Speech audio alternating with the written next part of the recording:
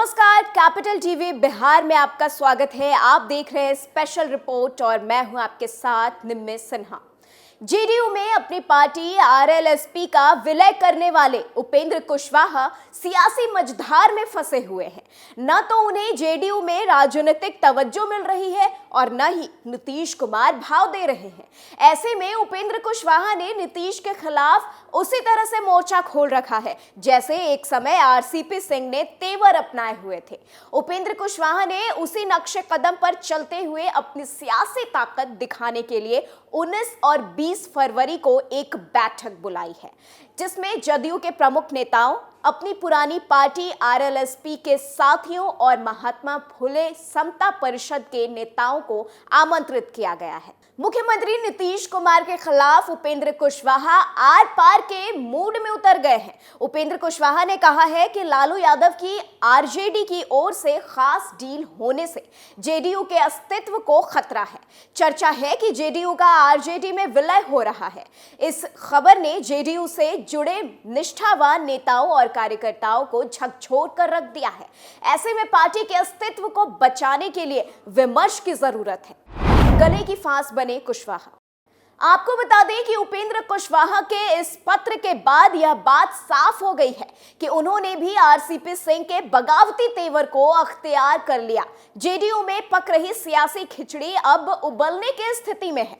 वहीं नीतीश कुमार ने उपेंद्र कुशवाहा का नाम लिए बगैर कहा कि जेडीयू का कोई नेता बीजेपी के संपर्क में नहीं है, जो है वो ही इस तरह की बातें भी करता है।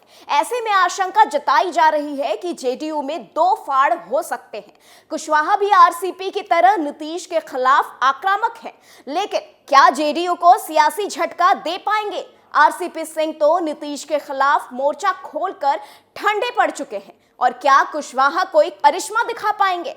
दरअसल उपेंद्र कुशवाहा सीएम नीतीश कुमार के गले की फांस बन गए हैं, जिसे न उन्हें निगलते बन रहा है और न ही उगलते। बिहार की सियासत में जेडीयू के लिए कुशवाहा वोट बैंक काफी अहम है, क्योंकि नीतीश की ताकत लव कुश यानी कुर्मी कोयरे फॉर्मूले में है। ऐसे में अगर उपेंद्र कुशवाहा को बाहर निकाल देते हैं तो वो शहीद हो जाएंगे। इससे उपेंद्र कुशवाहा को सहानुभूति हासिल करने का मौका मिल सकता है। इसलिए आरसीपी सिंह की तरह कुशवाहा को भी न नीतीश कुमार अहमियत दे रहे हैं और न ही जेडीयू नेता तवज्जो दे रहे हैं। बदलते सियासी समीकरण। बता दें कि नीतीश कुमार के कभी काफी करीबी रहे आरसीपी सिंह को राज्यसभा सदस्य से लेकर जेडीयू के अध्यक्ष तक की कमान सौंपी गई, लेकिन जैसे ही आरसीपी सिंह ने दिल्ली की सियासत में अपने पैर जमाने की कोशिश की, वैसे ही सीएम नीतीश कुमार ने ऐसा ताना बाना बुना कि उन्हें आखिरकार इस्तीफा देकर जेडीयू से बाहर होना पड़ा।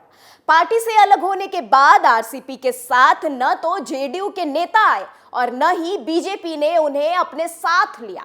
बिहार की सियासत में इन दिनों वह गुमनाम से हो गए हैं।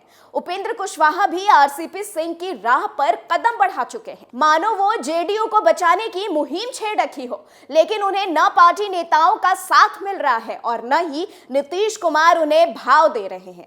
ऐसे में कुशवाहा अब किस तरह से अपनी सियासत को आगे बढ़ाएंगे, क्योंकि आरएलएसपी के नेता पहले ही साथ छोड़कर जा चुके हैं। जेडीयू का कोई भी नेता उनके साथ खड़ा नजर नहीं आ रहा है। ऐसे में कुशवाहा के लिए अपनी पार्टी को दोबारा से खड़ी करना आसान नहीं है, क्योंकि अब सियासी समीकरण काफी बदल गए हैं। अब क्या करेंगे उपेंद्र कुशवाहा? बिहार में बीजेपी के नेता भी उपेंद्र कुशवाहा को पार्टी में लेने की इच्छा जता चुके हैं। जेडीयू आरजेडी के गठबंधन होने के चलते कुशवाहा के पास सिर्फ बीजेपी ही पार्टी बचती है। इसके साथ ही आपको यह भी बता दें कि बिहार में बीजेपी के नेता भी उपेंद्र कुशवाहा को पार्टी में लेने की इच्छा जता चुके हैं।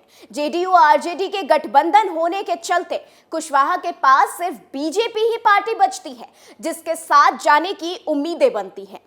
बीजेपी के अलावा फिलहाल कोई ऐसा दल नहीं है जिसके साथ जुड़कर अपनी राजनीतिक पारी को आगे बढ़ा सकेंगे। बीजेपी के नेता उनके स्वागत के लिए उसी तरह से बातें कर रहे हैं जैसे आरसीपी सिंह को किया था। आरसीपी सिंह ने जिस समय नीतीश कुमार के खिलाफ मोर्चा खोल रखा था, उस समय बीजेपी नेताओं को काफी पसंद आ रहे थे। जेडीयू के छोड़ते ही आरसीपी को बीजेपी ने भाव नहीं दिया, जबकि वह हिंदुत्व के रंग में पूरी तरह से रचे बसे नजर आ रहे थे। कुशवाहा को लेकर अभी तो बीजेपी नेता उनके साथ खुलकर खड़े हैं, लेकिन जेडीयू से बगावत करने के बाद भी यह रवैया दिखेगा कहना मुश्किल है। कुशवाहा ने 2018 में एनडीए का साथ छोड़ा था, तो उन्होंने भी क्या क्या नहीं कहा। कुशवाहा का सियासी असर भी पहले जैसा नहीं रहा। ऐसे में बीजेपी क्या उन्हें लेगी, और लेगी भी तो क्या राजनीतिक तवज्जो मिलेगा? ऐसे में सवाल यह उठता है कि कहीं आरसीपी सिंह जैसा सियासी हश्र ना हो जाए। दरअसल जेडीयू में नीतीश कुमार के समानांतर जो भी व्यक्ति का नेता खड़ा होने का प्रयास करता है, वो फिर कहीं का नहीं रहता है। उपेंद्र कुशवाहा को नीतीश ने एमएलसी बनाया, पार्लियामेंट्री बोर्ड का अध्यक्ष बनाया, और अब कहते हैं कि उनको जब जाना है तब चले जाएं। ये सिर्फ कुशवाहा से बीजेपी नेताओं की एम्स में मुलाकात का मामला नहीं है। नीतीश कुमार को पता है कि बिहार की राजनीति में बीजेपी खेल कर रही है। उपेंद्र कुशवाहा के लिए नेताओं को इकट्ठा करने का प्रयास बीजेपी की ओर से किया जा रहा है। नीतीश कुमार जानते हैं कि जरा भी मौका मिला तो उपेंद्र कुशवाहा अपनी जाति का बड़ा नेता बन जाएंगे। ये बात नीतीश कुमार को बर्दाश्त नहीं है। अब तक का जो इतिहास रहा, उसमें देखा गया है कि जिसने भी नीतीश कुमार के समानांतर या जिसने भी खुद को बराबरी का समझने की कोशिश की है, उसे नीतीश ने कहीं का नहीं छोड़ा। जॉर्ज फर्नांडिस से लेकर शरद यादव, आरसीपी सिंह तक उदाहरण भरे पड़े हैं। इन नेताओं ने नीतीश से बगावत किया, लेकिन राजनीतिक चुनौती नहीं बन सके। बहरहाल अब ये तो वक्त ही बताएगा कि आखिर कुशवाहा किस तरफ जाएंगे, या फिर कोई नेता का साथ उन्हें मिलेगा या नहीं। अब बड़ा सवाल ये उठता है कि कहीं ऐसा ना हो जाए कि उपेंद्र कुशवाहा ना घर के रहे और ना घाट के। तमाम खबरों के लिए आप जुड़े रहे कैपिटल टीवी बिहार के साथ। चैनल को लाइक करें, सब्सक्राइब करें, कमेंट करें। दीजिए इजाजत, नमस्कार।